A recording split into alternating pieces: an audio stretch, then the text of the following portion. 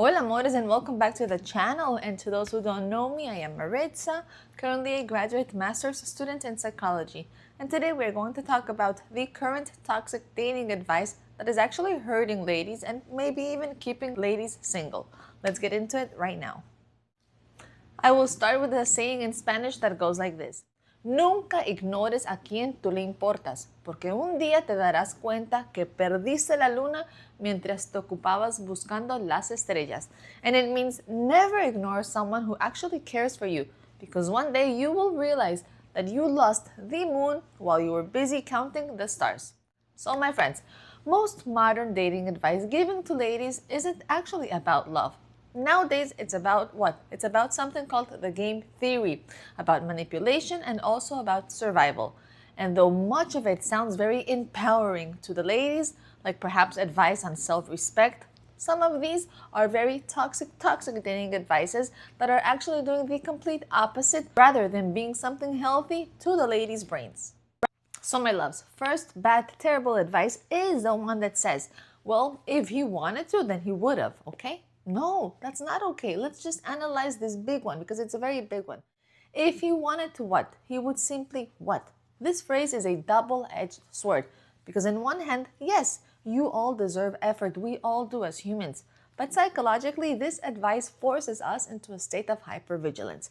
When you live by this rule, you stop seeing your partner as a human being with mistakes and with attachment styles or with stressful jobs or maybe social anxiety. And then you begin to see them like a vending machine.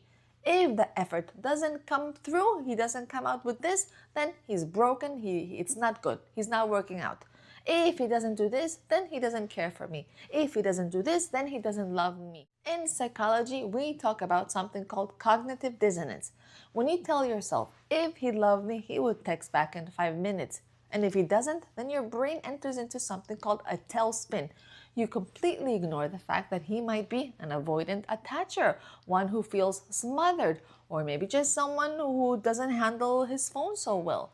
Instead of you communicating your needs, this advice only tells you to begin and withdraw and to match your energy elsewhere. And what's the result? Well, by thinking like this, you are not building a relationship. You're playing a game of chicken to see who cares less and who cares more. And real intimacy requires a vulnerability to say, hey, you know what, my love? This is what makes me feel secure when you check in, when you call me, when you text me. Instead of waiting in silence for them to read your mind. Men are not mind readers. Next very toxic advice is about the feminine energy and being the prize. And this is a myth, all right? This is just ridiculous things coaches say to tell you, I don't know why, to lean back, that you are the prize, that you are the queen and that men must do it all for you. And that us ladies, we don't have to initiate anything. This advice is essentially what? Called transactional dating, as disguised for what? For spirituality. When you treat yourself as the prize to be won, then you are inadvertently dehumanizing yourself. You're turning yourself into an object. And my loves, from a development psychological perspective, this promotes internalized misogynistic thoughts. It suggests the lady's powers only exist in her absence or her passivity. It tells you that if you show interest, you lose value. But here's what they don't tell you. That when you act passive to test a man's leadership, you usually attract two types of people. One is the narcissist who loves to chase but disappears once the prize is won. Or two, the over-controller who he loves to view your passivity as an invitation to dominate the relationship. Basically, by listening to this advice, you end up filtering out the secure, emotionally intelligent men who actually want a partner in life and who are not interested in a project. And the last terrible advice is the what? Is the sprinkle and the materialism trap. This is an idea that a man's only value is in his wallet. And yes, financial stability is a valid boundary. But when the entire advice is based on getting as much as possible while giving as little as possible in return, we are creating a reward-punishment loop. In behavioral psychology, this is basically something that operates in conditioning love. You are training a partner to provide resources in exchange for what? For access to the ladies, for access to you? This kills intrinsic motivation. He's not doing nice things because he loves you. He's doing them because he's been trained to avoid your withdrawal. And eventually, what? Eventually, the soft girl era becomes a prison because you can never be your authentic, messy, struggling self. You have to always keep up with a high value performance or the transaction will inevitably fall. And well, this is an exhausting way to live.